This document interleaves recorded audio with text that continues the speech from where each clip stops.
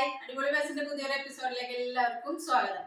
അപ്പോൾ വിഷുക്കാലമാണ്, മാമ്പഴക്കാലമാണ്. അപ്പോൾ മാമ്പഴക്കാലമായ നമ്മൾക്ക് ഒരു മാമ്പഴ പുളിശ്ശേരി എല്ലാവരും വീട്ടിൽ ഇടയ്ക്ക് ഉണ്ടാക്കും.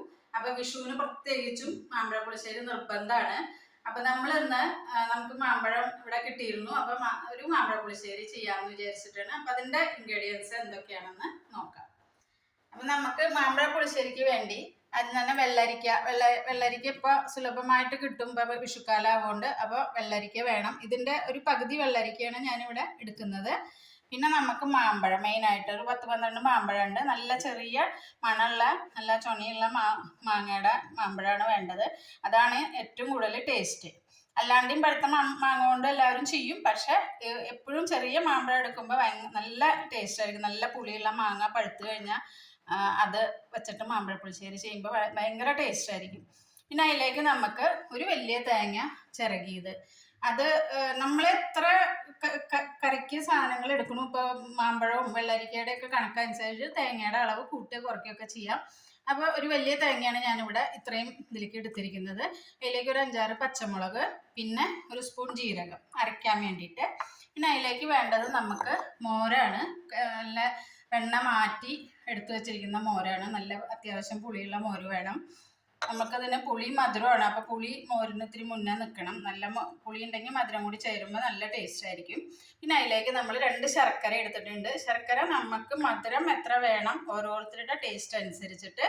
നമ്മളിവിടെ മധുരം ഇത്തിരി കൂടുതൽ ഇടാറുണ്ട്, എല്ലാവർക്കും ഇഷ്ടമാണ്. അതിനനുസരിച്ച് മോരിന് പുളിയും ഉണ്ടാവും. അപ്പം ഈ 2 ശർക്കര എടുത്തു വെച്ചിട്ടുണ്ട്. അത് നോക്കിയിട്ട് ആവശ്യത്തിന് ചേർക്കും. പിന്നെ നമുക്ക് നെയ്യ് വേണം. ഇത് വറുത്തിടാനും വെളിച്ചെണ്ണയും നെയ്യും കൂടി മിക്സ് ചെയ്തിട്ടാണ് നമ്മൾ വറുത്തിടുക. നമ്മുടെ പുളിശ്ശേരിക്ക് ഒരു പ്രത്യേക ടേസ്റ്റാണ് നെയ്യ് ഒഴിച്ച് കഴിഞ്ഞാൽ. പിന്നെ അതിലേക്ക് വേണ്ടത് ഒരു 1.5 ടീസ്പൂൺ മഞ്ഞൾപ്പൊടി, 2 ടീസ്പൂൺ മുളക് പൊടി, ഉപ്പ് ആവശ്യത്തിന്. പിന്നെ വറുത്തിടാനായിട്ട് കടുക്, ഉലുവ, ഒരു 4 ചുവന്ന മുളക്, പിന്നെ കറിവേപ്പില നല്ലോണം ചേർക്കണം കേട്ടോ. മോര് ഒഴിച്ച് കഴിഞ്ഞാലും നമ്മൾ കറിവേപ്പില ഇട്ടിട്ട് തിളപ്പിച്ച് പിന്നെ വീണ്ടും വറുത്തിടുമ്പോൾ വീണ്ടും ചേർക്കും. അപ്പോൾ കറിവേപ്പില എത്ര ചേർത്താലും സ്വാദാണ്. അപ്പോൾ ഇത്രയും ഇൻഗ്രീഡിയൻ്റ് ആണ് നമുക്ക് വേണ്ടത്. അപ്പോൾ ഇനി ഇത് കട്ട് ചെയ്തിട്ട് കാണിക്കാം. വെള്ളരിക്ക ദേ നുറുക്കിയിട്ടുണ്ട്. ഇനി അതിനെ നമുക്കൊന്ന് വേവിച്ചെടുക്കാം. അതേ കലം ഇങ്ങനത്തെ കറികളൊക്കെ ഉണ്ടാകുമ്പോൾ എപ്പോഴും മൺകലം യൂസ് ചെയ്യുക. ഞാനിവിടെ പൊതുവെ മൺകലമാണ് എല്ലാവരും യൂസ് ചെയ്യാറ്. മൺകലമാകുമ്പോൾ ഒരു പ്രത്യേക ടേസ്റ്റ് ആയിരിക്കും. ഞാൻ ഇത്തിരി വെളിച്ചെണ്ണ അടിയിൽ ഒഴിച്ചിട്ടുണ്ട് അടി പിടിക്കാതിരിക്കാൻ. പെട്ടെന്ന് അടി പിടിക്കില്ല. അപ്പോൾ നമുക്ക് വേവിച്ചെടുക്കാം. കുക്കറിൽ അടിച്ചു കഴിഞ്ഞാൽ വല്ലാണ്ട് ഉടഞ്ഞു പോകും. അപ്പം ഇങ്ങനെ ആകുമ്പോൾ ഒരു 10 മിനിറ്റ് വെച്ച് സിമ്മിൽ വെച്ച് കഴിഞ്ഞാൽ പെട്ടെന്ന് വെന്ത് കിട്ടും. വെള്ളരിക്കയ്ക്ക് വല്ലാണ്ട് വേവില്ല. അപ്പോൾ പിന്നെ പാകത്തിന് വെള്ളം, അധികം വെള്ളം വേണ്ട. എന്ന് വെച്ചാൽ നമുക്കിത് വറ്റിച്ച് എടുക്കാം. നകയ്ക്ക് മാത്രം വെള്ളം ഒഴിച്ചാൽ മതി. പിന്നെ വേണമെന്നുണ്ടെങ്കിൽ പിന്നെ ഒഴിച്ചു കൊടുക്കാം. അതിലേക്ക് നമുക്ക് മുളക് പൊടി, അപ്പോൾ വെള്ളരിക്ക ഇടാണ്ടേയും മാമ്പഴ പുളിശ്ശേരി ഉണ്ടാക്കും. നോർമലി പെട്ടെന്നൊക്കെ ഉണ്ടാക്കും വെള്ളരിക്ക ഇടാണ്ട്. പക്ഷെ വെള്ളരിക്ക ഇടുമ്പോൾ ഒരു പ്രത്യേക ടേസ്റ്റാണ്. ബാക്കി നമുക്ക് ഇതൊന്ന് തിളച്ചിട്ട് ഉപ്പ് ചേർത്ത് കൊടുക്കാം. തിളയ്ക്കണ വരെ അത് കഴിഞ്ഞിട്ട് ഉപ്പ് ചേർക്കാം. നമുക്ക് മാമ്പഴം ഒന്ന് തോല് പൊളിച്ചെടുക്കണം. അതൊന്ന് മാമ്പഴം തോല് പൊളിച്ച് എടുക്കുന്നുണ്ട്. ഇത് തോല് പൊളിച്ചിട്ട് നമ്മൾ ഈ തോല് ഇത്തിരി വെള്ളം ഒഴിച്ചിട്ട് നമ്മൾ തോലിനൊന്ന് പിഴിഞ്ഞെടുക്കും. അപ്പോൾ ആ തോലിലുള്ള കണ്ണും കൂടി ഇങ്ങോട്ട് കിട്ടും.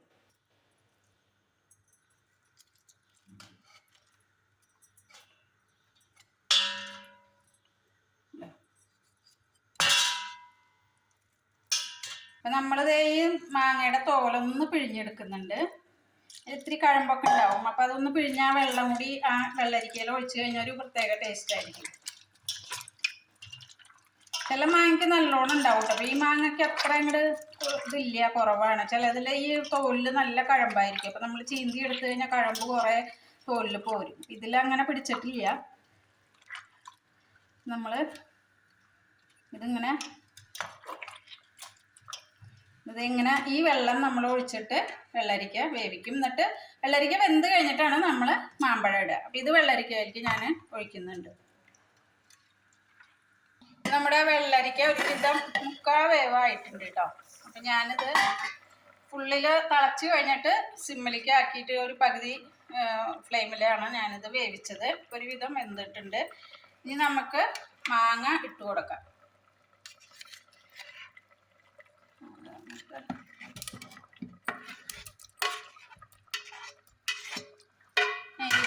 നമുക്ക് ഉപ്പും ചേർത്ത് കൊടുക്കാം.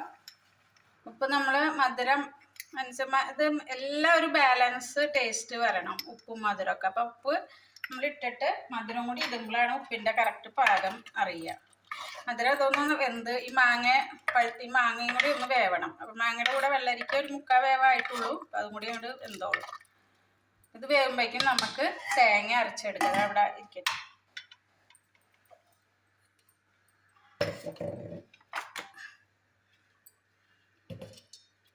തേങ്ങ അരയ്ക്കുമ്പോൾ നമ്മൾ വെള്ളം ഒഴിക്കണ്ട, മോരെണ്ണ ഒഴിച്ചിട്ട് അരച്ചെടുത്താൽ അതായിരിക്കും നല്ലത്. അപ്പോൾ വെള്ളത്തിൻ്റെ ഇത് കുറച്ച് കട്ടിയിലാണ് ഈ കറി ഇരിക്കുക. അപ്പോൾ നമുക്ക് വെള്ളം അധികം ചേർക്കണ്ട.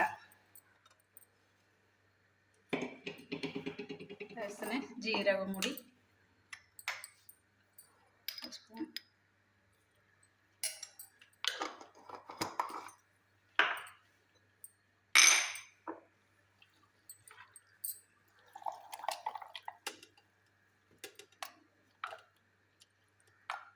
ഇനി നമ്മളത് അരച്ച് എടുക്കാം. നമുക്ക്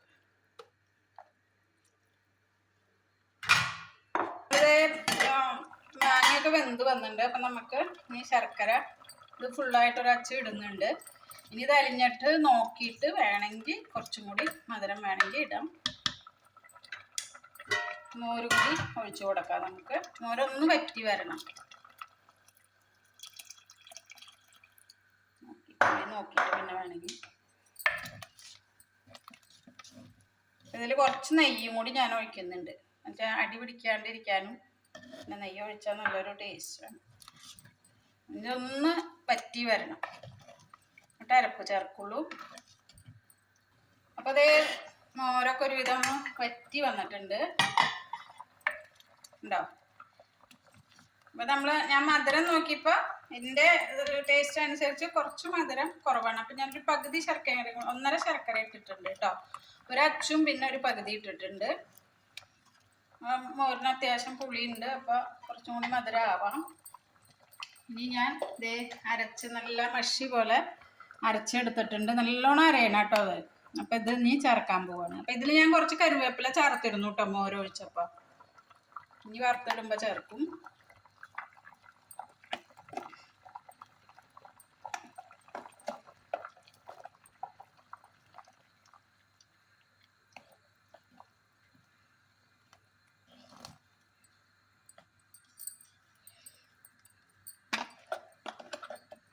ഇത് ചേർത്തിട്ട് ഒന്ന് നന്നായി തിളച്ച് കഴിഞ്ഞാൽ നമുക്ക് തീ ഓഫാക്കാം.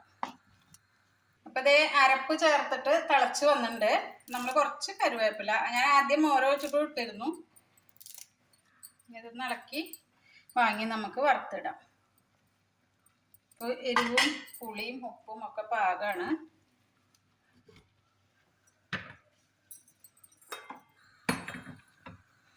മാമ്പഴ പുളിശ്ശേരി എന്ന് പറഞ്ഞാൽ എല്ലാ രസങ്ങളും ചേർന്ന ഒരു കറിയാണ്. എരിവും പുളിയും മധുരവും എല്ലാം കൂടി ചേർന്ന് ഒരു നല്ല ടേസ്റ്റുള്ളൊരു കറിയാണ്. എല്ലാവരും വിഷുക്കാലമാണ് മാമ്പഴ പുളിശ്ശേരിയൊക്കെ മാമ്പഴം കിട്ടുമ്പോൾ ഉണ്ടാക്കുക. വയറിനും നല്ലതാണ്. വെള്ളരിക്ക മാങ്ങയൊക്കെ ചേർന്ന ഇത് വയറിനും കഴിക്കുന്നത് നല്ലതാണ്. അപ്പം മധുരം വേണ്ടാത്തവർ മധുരം കുറച്ച് ചേർത്താൽ മതി.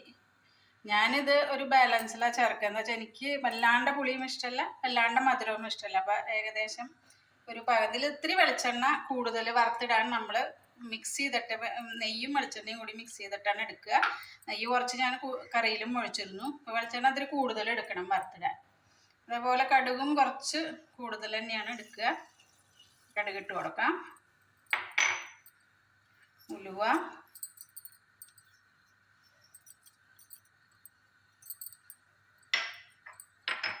പൊടി ഉലുവയുടെ പൊടി നമ്മൾ വറുത്ത് വാങ്ങുമ്പോഴാണ് അതിലേക്ക് ഇടുക. ഇത് ഓൾറെഡി വറുത്ത് പൊടിച്ചാണ്, അപ്പോൾ അത് വറക്കേണ്ട ആവശ്യമില്ല. പിന്നെ വാങ്ങുമ്പോൾ നമ്മൾ ഈ എണ്ണയിലേക്ക് ഇട്ടിട്ട് അങ്ങനെ തന്നെ അതിലേക്ക് ഒഴിച്ചു കൊടുക്കും. ഇതൊന്ന് പൊട്ടി വന്നിട്ട് നമുക്ക് മുളകിടാം.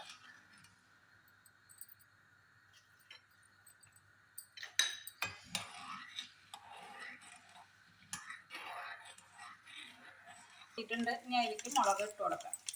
മുളകൊന്ന് നോക്കണം. കറിവേപ്പില ഇട്ട് കൊടുക്കണം.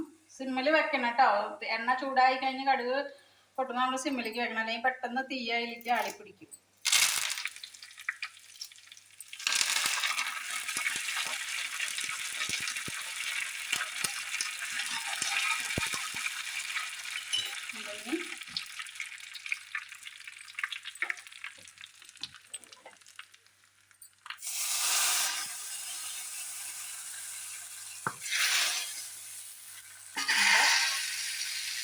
മാമ്പഴപ്പുളിശ്ശേരി റെഡിയായി കഴിഞ്ഞു.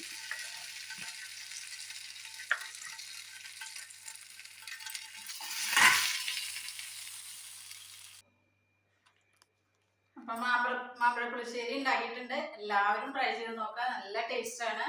അപ്പോൾ എൻ്റെ ചാനൽ കണ്ടുകൊണ്ടിരിക്കുന്നവർ സബ്സ്ക്രൈബ് ചെയ്തിട്ടില്ല, സബ്സ്ക്രൈബ് ചെയ്യാം, ഷെയർ ചെയ്യാം, കമൻസ് അറിയിക്കുക, ബെല്ലൈക്കൺ അമർത്തണം. വീണ്ടും ഒരു വീഡിയോയുമായി ഞാൻ വരുന്നവരേക്കും ഓക്കെ ബൈ.